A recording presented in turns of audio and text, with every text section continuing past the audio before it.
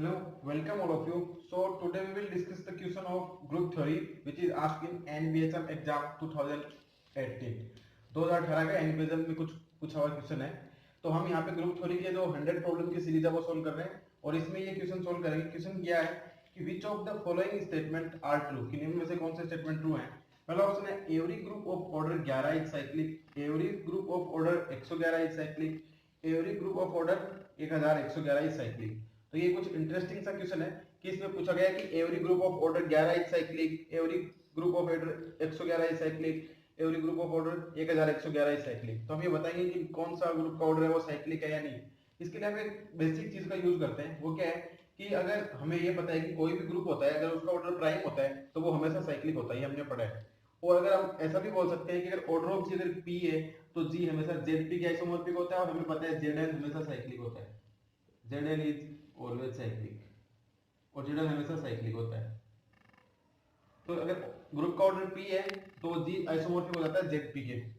और अगर ग्रुप का ऑर्डर पी क्यू है, अगर ग्रुप का ऑर्डर क्या है पी क्यू है, उस केस में क्या होगा अगर पी लेस देन क्यू है, order of G is P Q, P less than Q और पी डिवाइड नहीं करते क्यू माइनस वन को, तो जी आइसोमॉर्फिक होगा जेड पी क्यू के। और अगर order of G P Q है, पी लेस देन क्यू है, पी डिवाइड करता है क्यू माइनस वन के, इस केस में जी के पास दो पॉसिबल स्थिति हो जाएंगी कि या तो जी आइसोमॉर्फिक होगा जेड क्यू के, जेड पी क्यू के, या फिर एक ऐसा नॉन एपिलियन ग्रुप मिलेगा अपन को, नॉन एपिलियन होगा कि उसका जो जनरेटर होगा वो क्या होगा x की पावर i y की पावर j।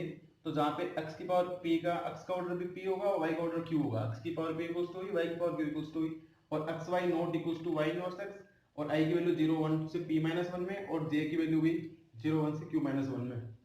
यानी जब order of G P Q है और p लेस देन q है, p डिवाइड करता है q माइनस 1 को, इस केस में g के पास दो कंडीशन आई, या तो g जेड पी के आइसोमॉर्फिक होगा या फिर नॉन एपिलियन। हम बोलेंगे कि अगर p लेस देन q है, p डिवाइड करता है q माइनस 1 में, तो ये जेड पी क्यू ये तो साइक्लिक हो जाएगा, ये तो हमेशा साइक्लिक होता है और ये नॉन एपिलियन।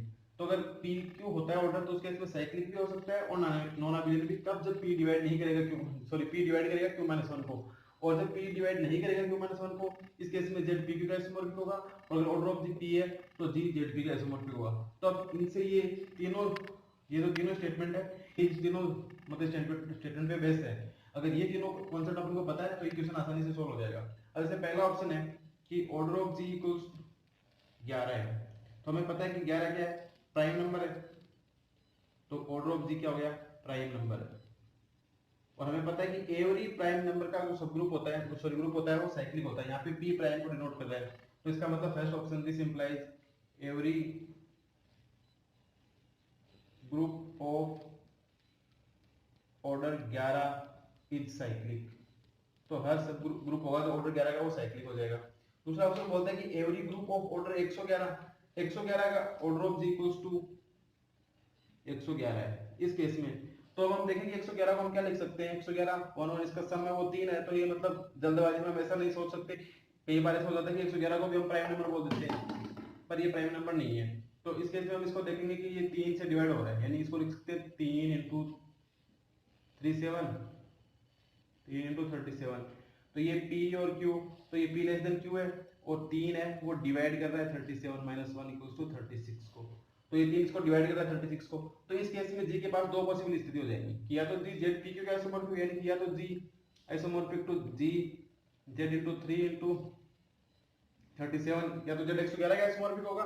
तो इसके 111 का आइसोमॉर्फिक नहीं होगा तो इस केस में नॉन एबिलियन ग्रुप भी मिल जाएगा। तो जरूरी नहीं है, दिस इंप्लाइज G में बी साइक्लिक।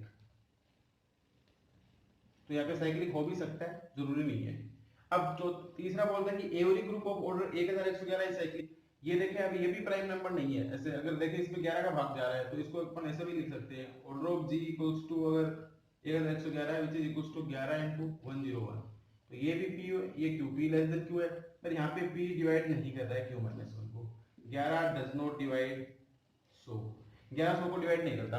तो इस केस में क्या होगा कि G is isomorphic to Z P Q, यानी कि जेड 1111, तो ये this implies G is cyclic.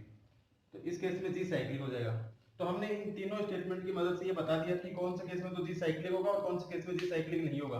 अगर हमें ये पता है कि अगर ग्रुप का ऑर्डर प्राइम नंबर होता है तो जी हमेशा साइक्लिक होता है, अगर ग्रुप का ऑर्डर अगर पी क्यू है, पी लेस देन क्यू है, पी डिवाइड करता है क्यू माइनस वन को, तो जी साइक्लिक होगा और एक नॉन अवेलेबल ग्रुप भी मिल जाएगा। अगर order of G P Q है, पी लेस देन क्यू है, पी डिवाइड नहीं करता है क्यू माइनस वन को, तो उस केस में जी आइसोमॉर्फिक होगा जेड क्यू के, जेड पी क्यू के, और जेड एन हमेशा साइक्लिक होता है। तो इसका मतलब इसका every group of order 11 is cyclic, every group of order 111 वो हम देखेंगे साइक्लिक हो भी सकता है नहीं भी, तो ये फॉल्स हो गया। Every group of order 1111 is cyclic, तो ये साइक्लिक हो गया।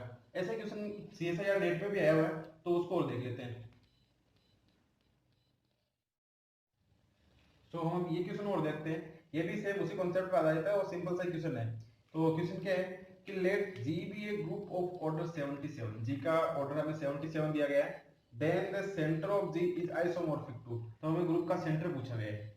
तो हम एक स्टेटमेंट जानते हैं कि सेंटर ऑफ जी Z1 के आइसोमॉर्फिक होगा, Z7 के होगा, कि Z11 के होगा, कि Z77 के होगा, कि ये यहाँ पे Z सेंटर ऑफ जी को डिनोट करता है कि अगर ZG equals to G if and only G is abelian, अगर G आबिलियन ग्रुप है तो उसका सेंटर वो ग्रुप खुद ही हो जाता है। सेंटर में क्या होता है, वो सारे एलिमेंट आते हैं जो G के एलिमेंट के साथ कम्यूट करते हैं, तो G आबिलियन हो जाएगा तो उसके सारे एलिमेंट एक उसके साथ कम्यूट करेंगे। तो अगर G आबिलियन ग्रुप है तो उसका सेंटर G ही आ जाता है। तो ये तो इसका स्टेटमेंट है इसका। अब अपन देखेंगे G एक्चुअल में है क्या, हमें गिवन है कि order of G equals to 77। अब 77 ना ही तो P है, इसको अपन ऐसा लिख सकते हैं 7 into 11, तो P लेस देन Q तो हो गया, और 7 does not divide 11 minus 1 equals to 10, तो 7 है वो 10 को डिवाइड भी नहीं करता है। तो P less than Q, P does not divide Q minus 1, this implies G is isomorphic to ZPQ, यानी कि G is isomorphic to Z77। तो ऑर्डर ऑफ G अगर 77 है, it means G is isomorphic to Z77, तो ये हो गया। और हमें पता है कि Zn साइक्लिक होता है, साइक्लिक होता है तो ये अबेलियन भी है।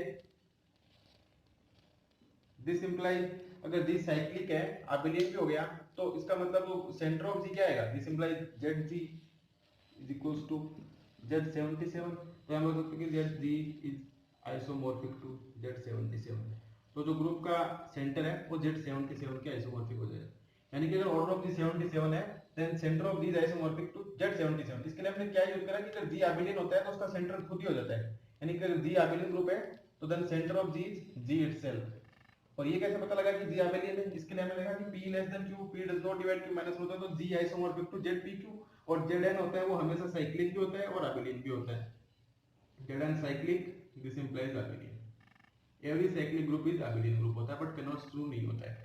तो ये साइक्लिक भी है, अबेलियन भी है, इसका मतलब इसका सेंटर खुद ही आ जाएगा, तो जी इज आइसोमॉर्फिक टू Z77। तो ये सिंपल सा क्वेश्चन था जो सीएसआई नेट में पूछा गया था। ऐसे क्वेश्चन और देखेंगे, और हमने लगभग आईआईटी जैन के जो ग्रुप थ्योरी के क्वेश्चन है वो लगभग कर लिए, जो बचे हैं वो भी करेंगे। So thanks for watching, keep continue watching exponential mathematics. Thank you.